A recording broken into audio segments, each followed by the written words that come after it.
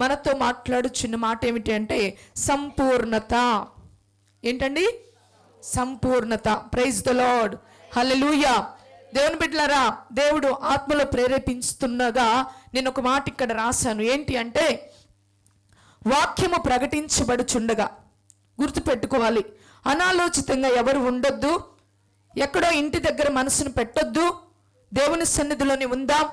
దేవుడు పలుకుచున్న మాటని మరి మన హృదయంలోనికి చేర్చుకొని వాక్యము ప్రకటించబడుతుండగా, దేవుడు మనతో మాటలాడుచు ఉండగా ఆ మాటలను హృదయంలోనికి చేర్చుకొని వాటిని అనుసరించి ఆత్మీయత జీవితంలో ఆత్మీయముగా ఎక్కలేని ఎత్తైన కొండకు మనము ఎక్కుదాము. ప్రియ దేవుని బిడ్డలారా, ఆయనను చేరుకునేలాగున మనమందరము కూడా జీవిద్దామని వాక్యాన్ని నిర్లక్ష్య పెట్టక, పెడచెవిని పెట్టక, వాక్యము దేవుని మాట ఉన్నదని, నిన్నేమి తాకుతుందో, నీతో ఏం మాట్లాడుతుందో, ఏమి సరి చేయబడుతుందో, ఏమో ఆదరించబడుతుందో, ఏది ధైర్యపరచబడుతుందో, వీటన్నిటిని కూడా హృదయంలో పెట్టుకోవాలని దేవుని పేరట దైవజనురాలుగా నేను మీకు మనవి చేస్తూ ఉన్నాను. ఆమేన్, హల్లెలూయా. ప్రియ దేవుని బిడ్డలారా, ఈరోజు దేవుడు మనకు సంపూర్ణత అనే ఒక మాటను బట్టి దేవుడు మాట్లాడుచున్నాడు. ఎందుకు అంటే అపోస్తుడైనటువంటి పౌలు గారు కొలస్సీయులకు రాసిన పత్రికలో 1వ అధ్యాయము 28వ వచనాన్ని మనము చూద్దాం. ప్రియ దేవుని బిడ్డలారా, 1వ అధ్యాయము 28వ వచనాన్ని చూద్దాం. ప్రతి మనుషుని క్రీస్తునందు సంపూర్ణునిగా చేసి ఆయన ఎదుట నిలవబెట్టవలనని సమస్త విధములైన జ్ఞానముతో మేము ప్రతి మనిషిని. చాలు. ప్రియ దేవుని బిడ్డలారా, ఇక్కడైనా అపోస్తుడైనటువంటి పౌలు గారు సంఘముతో మాట్లాడుచు ఉన్నాడు. ఏమిటి పౌలు గారి యొక్క ఆశ అంటే ప్రతి మనుష్యుని కూడా దేవుని యందు క్రీస్తు ఎదుట సంపూర్ణంగా చేసి నిలవ పెట్టాలట. హల్లెలూయా. ఏం చేయాలంట? సంపూర్ణంగా చేసి నిలవ పెట్టాలట. మనకి అయ్యగారు ఎప్పుడు చెప్తాడు, పాపి ఏమవ్వాలి? ఇక్కడ చూడాలి దయతో. పాపి ఏమవ్వాలి? మీరు చదువుతున్నప్పుడు మీకు వచ్చే ప్రత్యక్షత వేరు, దైవ సేవకుల ముఖాంతరములో నుండి మాట్లాడుచున్నప్పుడు దేవుడు మాట్లాడే విధానం వేరు. వాక్యము ఇప్పుడు చదివితే ఒక సందర్భం, మరి ఒక్కసారి చదివితే ఇంకొక సందర్భంగా దేవుడు మాట్లాడతాడు. అందుకే వేల కోట్లాది దైవజనులు ఆనాటి నుండి ఈనాటి వరకు కూడా ఇదే పరిశుద్ధ గ్రంథాన్ని మరి ఎంతగానో బోధిస్తూ గొప్ప నిధిగా అది బయటకు వస్తూ ఉంది. ప్రియ దేవుని బిడ్డలారా, కాబట్టి దైవ సేవకుల ముఖాంతరంలో నుండి మాట్లాడుచున్నప్పుడు అది మన ఆత్మీయ జీవితాలను తాకుతుంది. కాబట్టి మనం ఏం చేయాలి? ఫస్ట్ వినేవారిగా ఉండాలి. ఇక్కడ అపోస్తులైనటువంటి పౌలు గారు అంటున్నాడు కదా, కొలస్సీ సంఘంతో ప్రతి మనుషుని క్రీస్తునందు ఏం చేయాలంట? సంపూర్ణిగా చేయాలంట. సంపూర్ణిగా చేసి దేవుని ఎదుట నిలవబెట్టాలి. ఎప్పుడు నిలవబెట్టాలి? మనము క్రీస్తు మరి బూర ఊది మధ్యాకాశం నుండి వస్తున్నప్పుడు, మనలందరినీ కూడా కొనిపోయినప్పుడు మనం ఏం చేయాలి? అక్కడ తండ్రి ఎదుట సంపూర్ణంగా ఉండాలి. సంపూర్ణంగా ఉండడానికే దేవుడు మనకి ఈ లోకములో ఆయుష్నిస్తూ ఉన్నాడు. Praise the Lord. మనకు ఆయుష్నిస్తున్నాడంటే రక్షించబడ్డాము, బాప్తిసం తీసుకున్నాము, ఇంక తీసుకోవచ్చు దేవుడు. ఎందుకంటే ఇక మనం పరలోకానికి వెళ్తాం కదండి, పరలోకానికి ద్వారం మనకి తెలుసుకుంది కదా.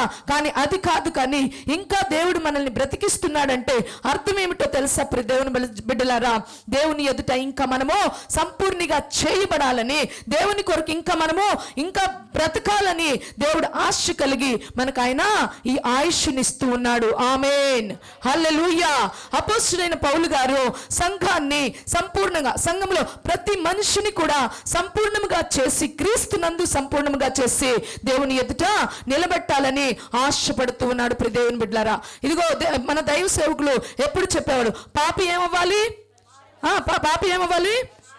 మారు మనసు పొంది ఏమవ్వాలి? పరిశుద్ధుడు, తర్వాత నీతిమంతుడు, తర్వాత సంపూర్ణుడు, తర్వాత పరిపూర్ణుడుగా మార్చబడాలి. కాబట్టి మనమేమయ్యాం? ఇప్పుడు మనమేమయ్యాం? పరిశుద్ధులమయ్యాము, దేవుని యొక్క రక్తంలో కడగబడి నీతిమంతులుగా మార్చబడ్డాము. కానీ ఇప్పుడు ఏం చేయాలి? మనము సంపూర్ణులు అవ్వాలి. సంపూర్ణుల తర్వాత ఇంకా పరిపూర్ణులుగా మనము ఉండాలి. ప్రియ దేవుని బిడ్డలారా, సంపూర్ణం అంటే ఫుల్ఫిల్నెస్ అని చెప్పొచ్చు కదండి.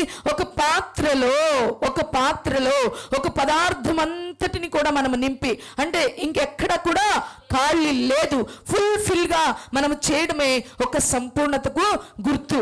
అయితే పాత్ర అయిన మనము, దేవుని కొరకు పాత్రగా పిలువబడుచున్న మనములో దేవుని యొక్క వాక్యం అనే పదార్థము, దేవుని యొక్క శక్తి అనే పదార్థము, దేవుడు అనే ఒక పదార్థము చేత మనం ఏం చేయాలి? ఫుల్ఫిల్ గా నింపబడాలి. ప్రియ దేవుని బిడ్డలారా, ఆమేన్, హల్లెలూయా. అలా నింపబడాలని అపొస్తలుడైన పౌలు గారు దైవజనుడుగా, సంఘానికి సేవకుడుగా, సంఘానికి కాపరిగా, సంఘాన్ని క్రీస్తు ఎదుట, అయా క్రీస్తు ద్వారా దేవుని ఎదుట అలా సంపూర్ణంగా నిలవబెట్టాలని ఆయన ఎంతో ప్రయాస పడుతూ ఉన్నాడు. ఆమేన్, హల్లెలూయా, హల్లెలూయా, హల్లెలూయా. అయితే ప్రియ దేవుని బిడ్డలారా, ఈ సంపూర్ణత ఎలా జరుగుతుంది? నిలబెట్టాలని ఆయన అయితే ఆశ కలిగి ఉన్నాడు. నాకు కూడా ఆశ ఉంది, సంఘాన్ని పరిపూర్ణముగా ఉంచాలి, సంఘాన్ని సంపూర్ణముగా చేయాలని నాకు కూడా ఆశ ఉంది. మరి నా శక్తి సరిపోతుందా? నా బలము సరిపోతుందా? నా మాటలు సరిపోతాయా? లోకములో ఎంతో మంది ఉన్నారు కౌన్సిలింగ్ ఇచ్చేవారు, ఎంతో మంది మోటివేషన్ చేసేటటువంటి స్పీకర్స్ ఉన్నారు, ఎంతో మంది సైకాలజిస్టులు ఉన్నారు, ఎంతో మంది మరి కౌన్సిలింగ్ చేసే గొప్ప గొప్ప చదువురులు ఉన్నారు. కానీ వారి ద్వారా ఎంత మాత్రము కూడా పరిపూర్ణత, సంపూర్ణత జరగదు ప్రియ దేవుని బిడ్డలారా. అందుకే మరి అది ఎలా జరుగుతుంది అని అపోస్తలుడైన పౌలు గారు అంటున్నారంటే, అదే 1వ అధ్యాయము 28వ వచనముని మనము చదువుతున్నప్పుడు ఎలా నిలబెట్టాలనుకుంటున్నాడంట? సమస్త విధములైన చదవండి, జ్ఞానముతో మేము ప్రతి మనుషునికి బుద్ధి చెప్పుచు, ప్రతి మనుషునికి బోధించుచు, హల్లెలూయా, హల్లెలూయా, దేవుని ఎదుట క్రీస్తునందు ప్రతి మనుషుని సంపూర్ణంగా నిలవపెట్టాలంటే అది పౌలు గారి యొక్క స్వశక్తిని ఆధారము చేసుకొను, లేకపోతే సంఘములో దైవ సేవకుల్ని ఆధారము చేసుకొనో లేదు. కానీ దేని ద్వారా వారు సంపూర్ణంగా ఉంటారంటే దేవుని యొక్క సువార్తను ప్రకటించుట ద్వారా, దేవుని యొక్క మాటలను బోధించుట ద్వారా ఏం చేస్తాడంట? సంపూర్ణులుగా నిలవపెట్టాలని ఆశపడుతూ ఉన్నాడు. ఆమేన్, హల్లెలూయా. దేవుని యొక్క సువార్తను ప్రకటించుట ద్వారా, అంటే ఆ సువార్తలో ఏముంటుంది? బుద్ధి చెప్పటం ఉంటుంది, సరిచేయటం ఉంటుంది, హెచ్చరించటం ఉంటుంది. వీటన్నిటి ద్వారా దేవుని యొక్క వాక్యాన్ని ప్రకటించటం ద్వారా మాత్రమే నేనేం చేస్తాను?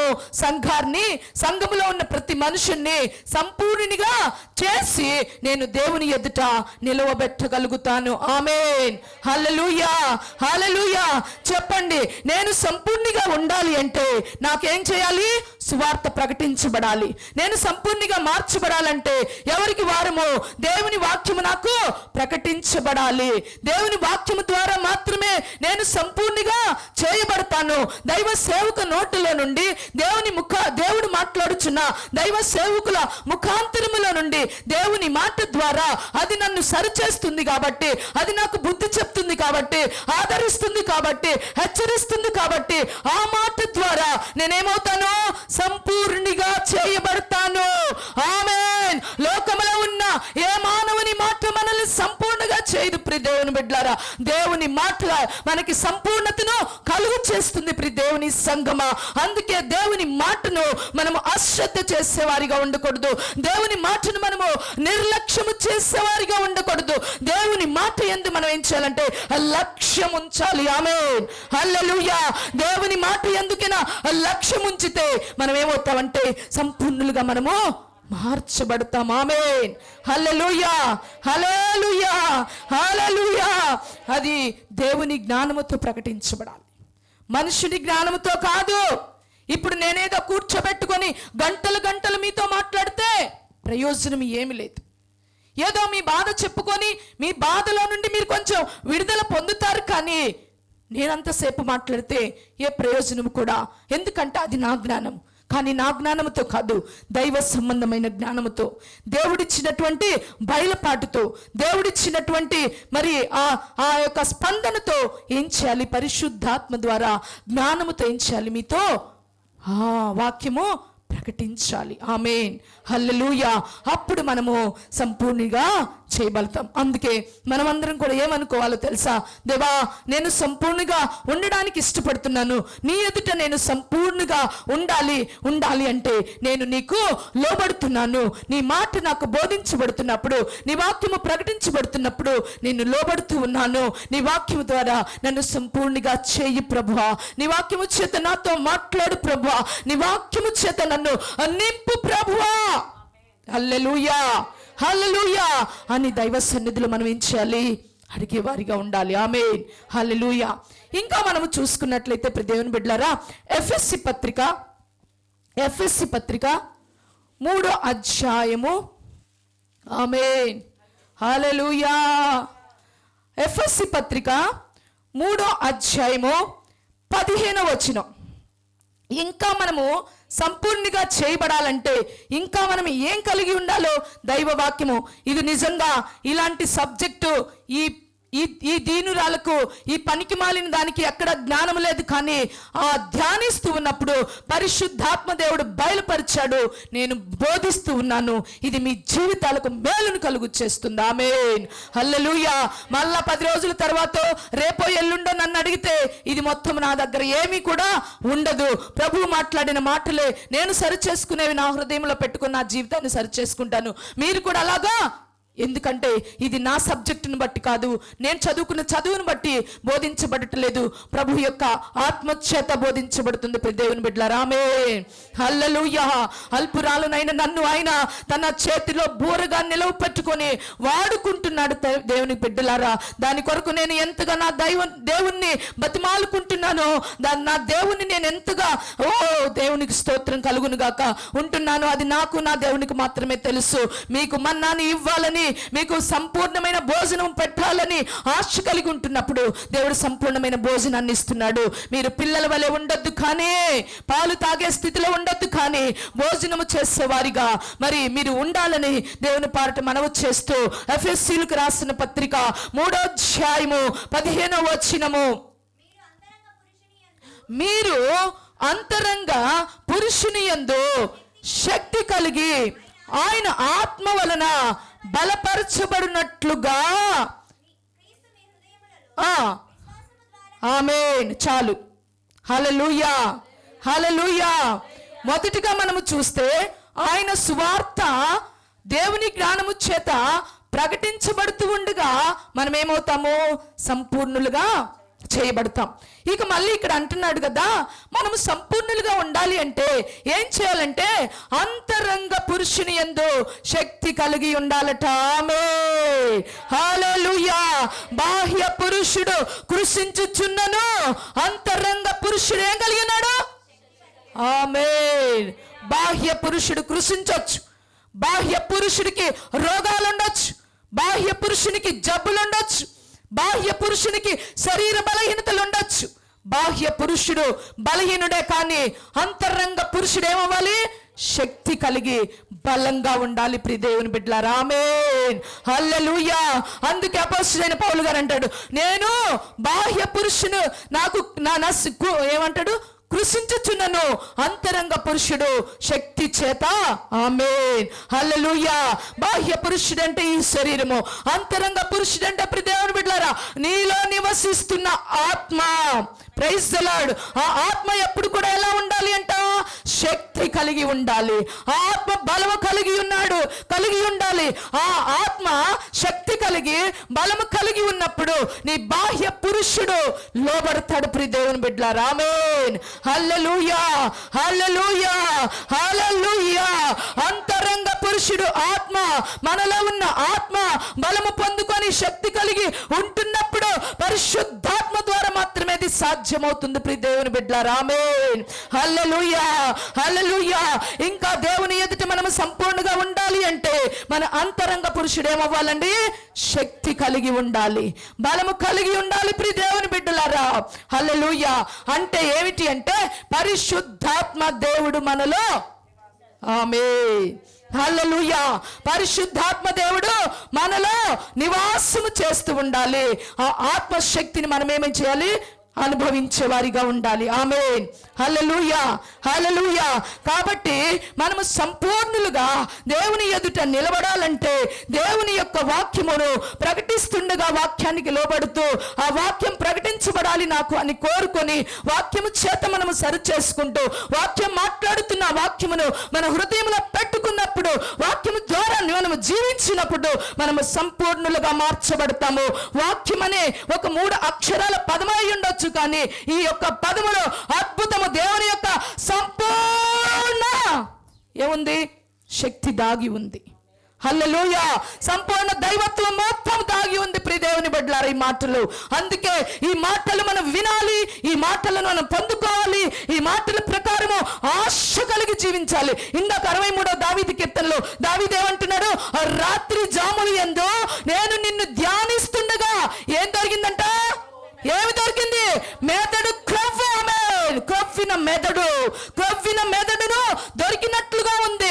అంటే క్రొవ్విన మెదడు ఎంత రుచి కలిగినదిగా, ఎన్ని వైటమిన్స్ కలిగినదిగా, ఎంత శక్తి కలిగినదిగా ఉంటుందో అలాగే రాత్రి జాములు యందు దేవుని వాక్యం ధ్యానిస్తూ ఉంటే నీ జీవితం శక్తికరంగా మార్చబడుతుంది. ఒకవేళ అర్ధరాత్రి నీకు నిద్ర పట్టక మెలకు వచ్చిందా? ఒకవేళ ఆలోచనలతో సతమతం అవుతున్నావా? ఈ యూట్యూబ్ పెట్టుకొని చూడబాకు సెల్లు, దేవుని వాక్యం తీసుకొని చదువు, లేదా దేవుని వాక్యాన్ని పెట్టుకో. దేవుడు నీతో మాట్లాడతాడు. ఆ క్రొవ్విన మెదడు దొరికినట్లు నువ్వేం చేస్తావు? హల్లెలూయా, హల్లెలూయా, హల్లెలూయా. ఆత్మ మనలో ఉండాలి. అప్పుడు మనం ఏం చేస్తాం? సంపూర్ణులుగా మార్చబడతాం. ఆమేన్. హల్లెలూయా. 3వదిగా చూసుకుంటే అక్కడే ఉంది కదా, ఏమంటున్నారు? క్రీస్తు 18. క్రీస్తు ఏ హృదయంలో? క్రీస్తు మీ హృదయములలో విశ్వాసము ద్వారా నివసించున్నట్లుగా. 3వది ఏంటంటే క్రీస్తు ఏం చేయాలట? మన హృదయములో విశ్వాసము ద్వారా నివసించాలి. ఆమేన్. హల్లెలూయా. అంటే అర్థం ఏమిటంటే ప్రియ దేవుని బిడ్డలారా, విశ్వాసము వలన నీతిమంతులుగా, విశ్వాసము ద్వారా నీతిమంతులుగా, విశ్వాసము కలిగి నీతిమంతులుగాని హెబ్రీ పత్రికో రోమా పత్రికో, నాకైతే రోమా పత్రికన దేవునికి స్తోత్రం అమ్మా అందించే వాళ్ళు దొరికారు. అంటే ఈ అమ్మాయి బాగానే బైబిల్ చదువుతుందని అర్థమైంది. మీరందరూ కూడా చదువుదురు గాక యేసు నామములో, మీరందరూ కూడా ధ్యానించుదురు గాక యేసు నామములో. ఆమెకు దొరికిన ఈ ఒంటరితనాన్ని దేవుడితో బాగా వేస్తున్నట్టుంది. ఆమేన్. హల్లెలూయా. అవును, దేనిని నెగిటివ్గా తీసుకోకుండా పాజిటివ్గా తీసుకొని ఒంటరితనము మనకు వచ్చిందంటే అర్థం ఏమిటో తెలుసా? దేవుడితో నీవు సంగత్యం చేయడానికి. ఆమేన్. హల్లెలూయా. అయితే విశ్వాసము వలన, విశ్వాసము ద్వారా, విశ్వాసమును బట్టి అని దేవుని వాక్యములో సెలవిస్తుంది. ఇక్కడ విశ్వాసము ద్వారా ఏం చేయాలట? ఏముంది? క్రీస్తుని మీ హృదయములలో నివసించున్నట్లుగా. విశ్వాసము ద్వారా నివసించటం అంటే ఏంటంటే ప్రియ దేవుని బిడ్డలారా, యేసు క్రీస్తు ప్రభువారు దేవుని కుమారుడై ఉండి, వినాలి, ఇది ఎప్పుడు నా నోట్లో ఉండే మాటే, నాకు ఇష్టమైంది కూడా. హల్లెలూయా. దేవుని కుమారుడై ఉండి మనుష్య కుమారునిగా శరీరధారిగా ఈ లోకానికి పంపబడి తండ్రితో కూడా విడిచిపెట్టని భాగ్యమని ఎంచుకోలేదు, కానీ రిక్తునిగా ఆయన ఏం చేశాడు? ఈ లోకానికి పంపబడ్డాడు.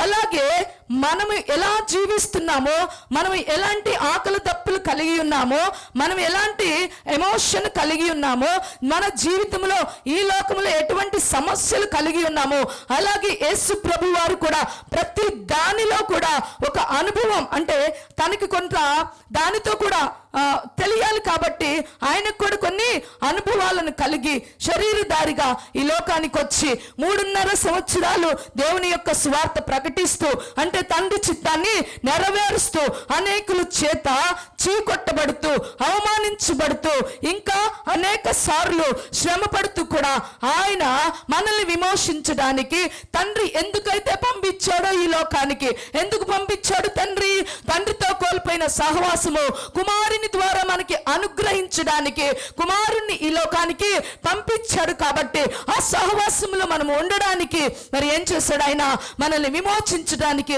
ఆయన శ్రమపడి, సిలువ వేయబడి, అందరి చేత అపహాస్యము చేయబడి, అందరి చేత అపహసించబడి, ఆయన సిలువలో మనల్ని విమోచించడానికి, ఆయన రక్తము చేత మనకి విడుదల కలగడానికి, అంటే మన పాపములో నుండి, మన శాపములో నుండి గొప్ప విడుదల మనకు అనుగ్రహించి దేవుని యొక్క మహిమను కూడా మనం పొందుకోవడానికి, ఆ మహిమ లోకములో మనము జీవించడానికి, ఆ మహిమాన్వితునిగా మనము కూడా ఆయనతో సహవాసము చేయడానికి ఈ లోకానికి వచ్చి మన కొరకు శ్రమపడి, మన కొరకు సిలువ వేయబడి, సిలువలో రక్తము కార్చి, ఆయన మన కొరకు ప్రాణము పెట్టి, ఆయన మన కొరకు తిరిగి లేచి, ఆమేన్ హల్లెలూయా, ఆయన తిరిగి లేచి మరలా 40 దినాలు ఈ యొక్క భూమి మీదే కనపడుతూ, ఆయన రుజువు చేసుకుంటూ, మళ్ళా ఆరోహణమై తండ్రి యొద్దకు చేరి, తండ్రి కుడి పార్శ్వమున కూర్చొని మన కొరకు విజ్ఞాపనలు చేయొచ్చు, మరలా ఆదరణకర్తగా,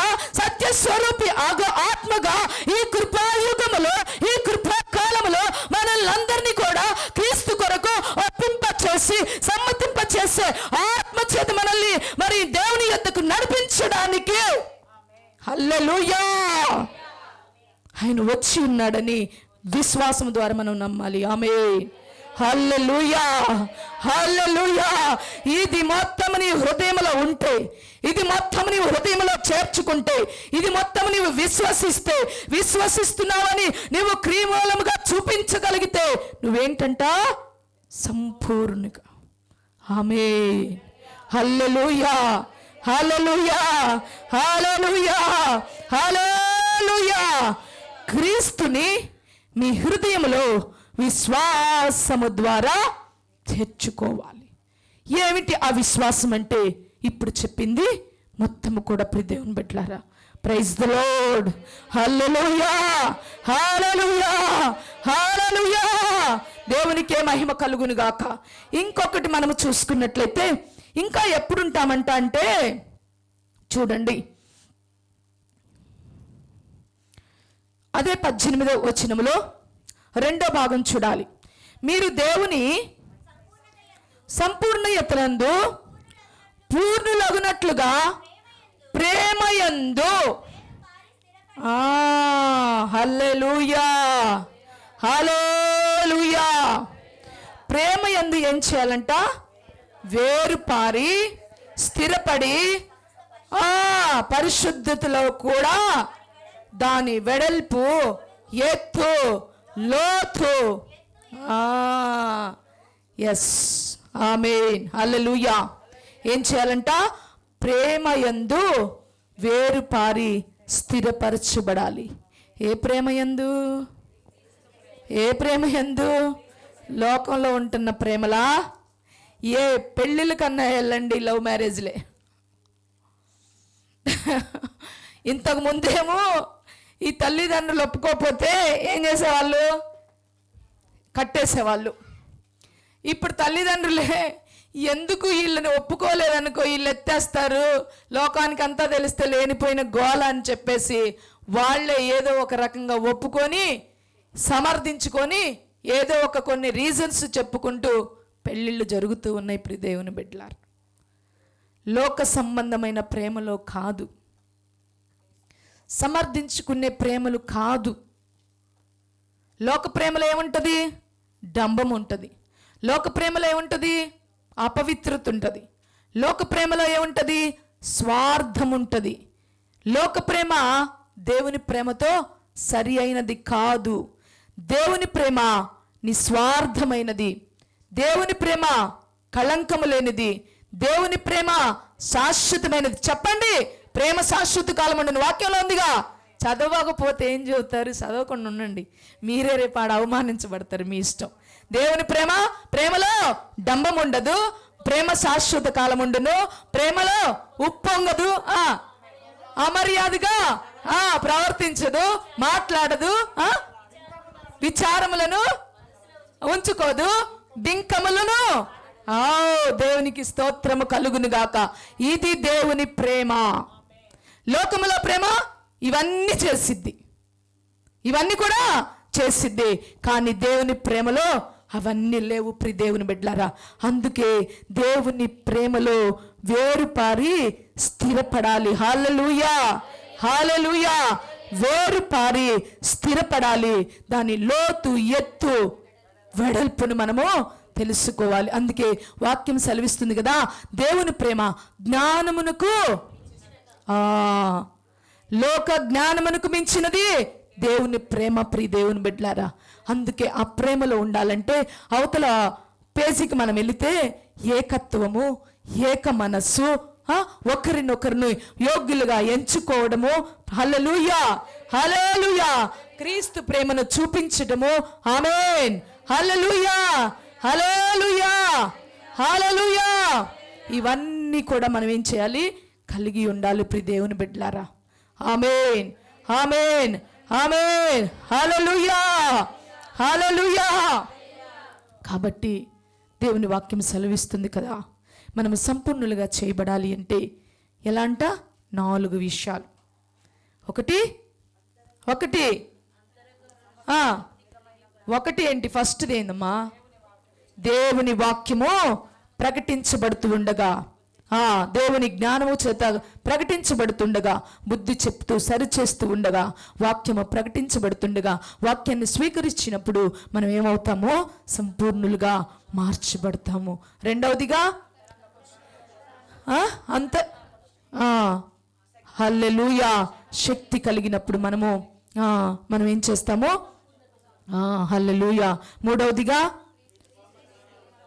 హృదయములో విశ్వాసము ద్వారా మన హృదయములో క్రీస్తు నివసించినప్పుడు మనం ఏం చేస్తాము? అయితే ఈ మాటలలో దేవుడు మనకి బయలుపరిచినటువంటి ఏవైతే మనము కలిగి ఉండాలో, ఎలా అయితే మనము జీవించాలో, ఎలా అయితే మనం ముందుకు సాగాలో, వాక్యాన్ని మన హృదయంలో భద్రపరుచుకున్నప్పుడు మనం ఏం చేస్తాము? సంపూర్ణులుగా మార్చబడతాం. ఆమేన్, హల్లెలూయా, హల్లెలూయా, హల్లెలూయా, హల్లెలూయా అంటాడు కదా. అసలు మీరు ఎఫెసీ పత్రిక 4వ అధ్యాయంలో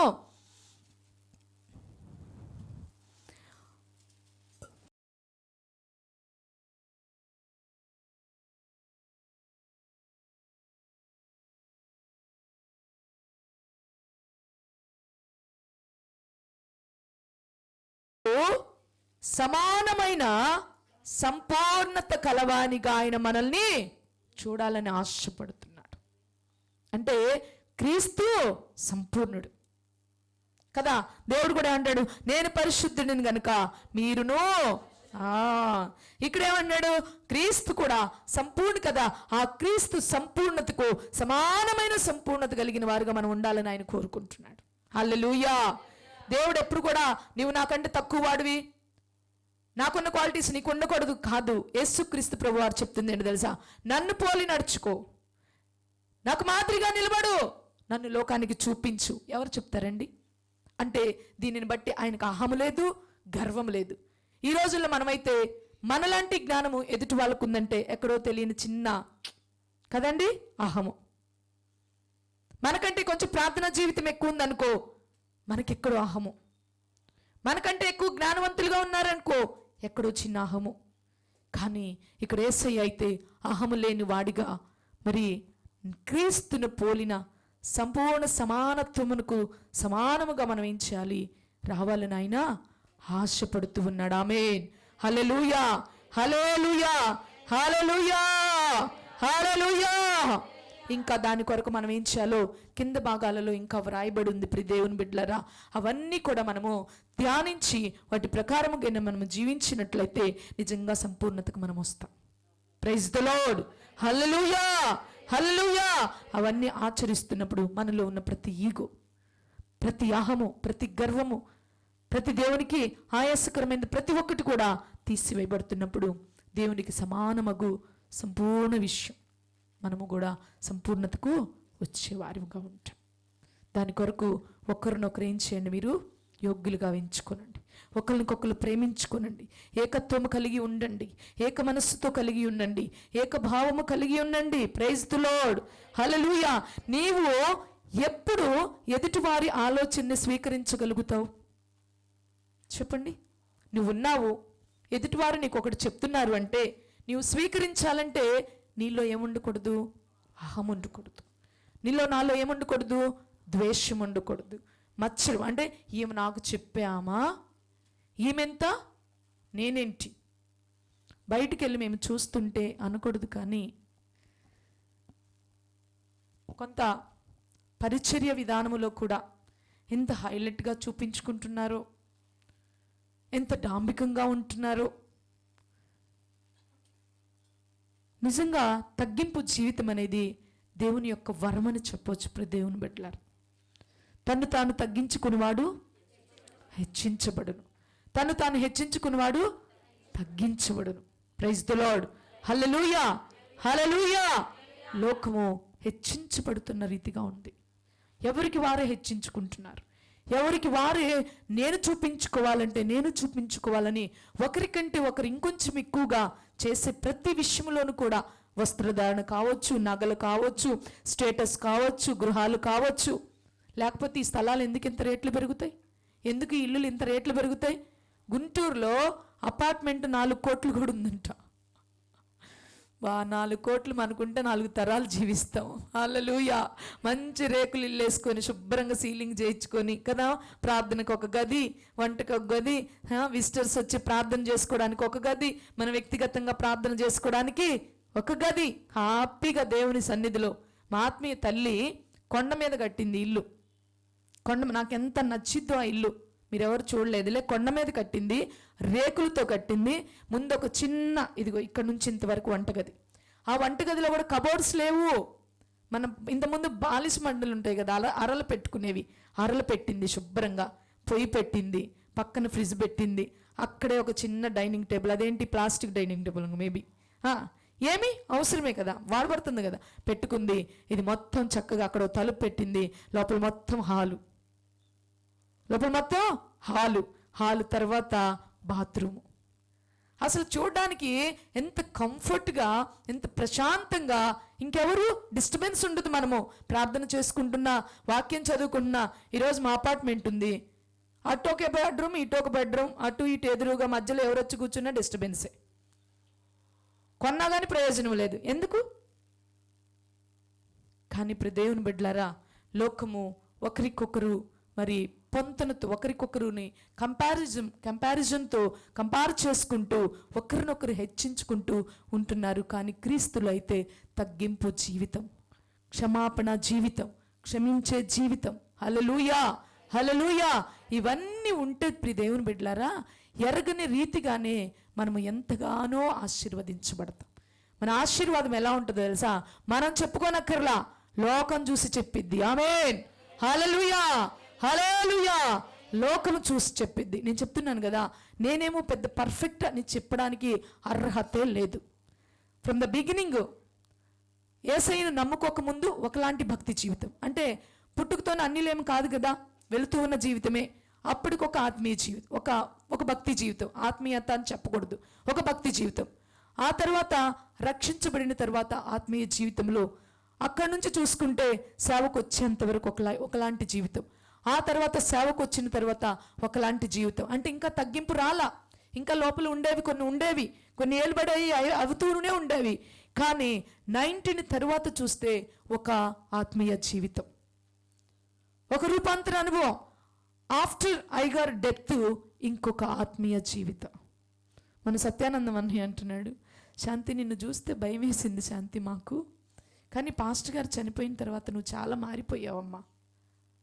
సాక్ష్యం రావాలి, మార్చుకోవాలి. ఇంకా స్థితిగతులు మన ముందు కనపడుతుంటే కూడా మన బ్రతుకును మార్చుకోపోతే, ఇంకా మన హృదయాలను మార్చుకోపోతే, నేను ఇంతే ఉంటాను, నా ఈగో ఇంతే ఏలుబడైద్ది, నా మాట ఇంకా చల్లాలి అనుకుంటూ బ్రతికితే దేవుడి సన్నిధిలో ఏమీ పొందుకోలే ఇంకా అసలు వేస్ట్, ఫలమే మనము ఫలించలే. ఒక్కొక్క అనుభవంలో, ఒక్కొక్క శ్రమలో మనం ఏం చేయాలి? విధేయత నేర్చుకోవాలి. అందుకే దేవుని వాక్యము, యేసుక్రీస్తు ప్రభువారే తనకు కలిగిన శ్రమల చేత ఆయన విధేయతను నేర్చుకున్నాడు. ఆ మాట ఎంత ఇష్టం అనిపించిందో నాకు. ఆయనకు శ్రమలు కలిగినాయి, శ్రమల తర్వాత ఆయన ఇరిటేట్ అయ్యలా, శ్రమలను బట్టి ఇతరుల మీద పడలా. ఎవరన్నా కొంతమంది ఏం చేస్తారు తెలుసు, వాళ్ళకి శ్రమ కలిగిందంటే ఎదుటి వాళ్ళ మీద పడతారు. అట్లా పడలా. ఆయన శ్రమలను బట్టి ఇంకా విధేయతను నేర్చుకున్నాడు. మనము కూడా శ్రమలను బట్టి ఏం కావాలి? విధేయతలోనికి రావాలి. ఆమేన్. క్రీస్తు చూపించారుగా మనకు మాదిరిగా. ప్రభువు ఏదైతే మాదిరిగా చూపిస్తున్నాడో ప్రియ దేవుని సంగమా, అవన్నిటిని కూడా మనము అనుసరిస్తే చాలమ్మా. గుర్తుపెట్టుకొని అనుసరించుకుంటే మన జీవితము ఇప్పటికీ తర్వాతకి చాలా వ్యత్యాసకరముగా మార్చబడిద్ది. దేవుని రాకడ ఆలస్యమైతే సంవత్సరాలు జరుగుతూ మన యొక్క తరాలు మారుతూ ఉన్నప్పుడు మనల్ని ఒక ఉన్నతమైన స్థలములో దేవుడు ఉంచుతాడు. ఆమేన్. ఈ లోకములోను పరలోకములోను. ఆమేన్. హల్లెలూయా. ఈ లోకములో అనేకులు మనల్ని చూసినప్పుడు ఆత్మీయులుగా మనం కనపడతాం. మనకు చేతులెత్తి ప్రైజ్ ది లార్డ్ చెప్తారు, ప్రార్థన చేయమని అడుగుతారు. వారి ముందు మనము ఎక్కసెకాలుగా ఉండకూడదు, వారి ముందు మనము వ్యర్థముగా మాట్లాడకూడదు. వారు చాలా భక్తిపరులు, వాళ్ళు చాలా ఆత్మీయులు అని మనల్ని చూసి భయపడతారు ప్రియ దేవుని బిడ్డలారా. ఆమేన్. హల్లెలూయా.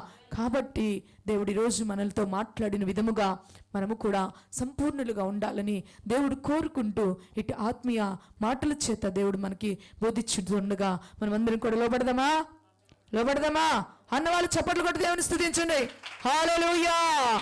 ఎస్, ఈ జీవితం నాకు దయచే ప్రభువా, ఈ జీవితం నాకు దయచే ప్రభువా, ఇట్టి అనుభవం నాకు కావాలి ప్రభువా, నేను లోబడతాను ప్రభువా అని మనమందరం కూడా అడుగుదాం. తలలు వంచుకున్నట్లయితే, కళ్ళు మూసుకున్నట్లయితే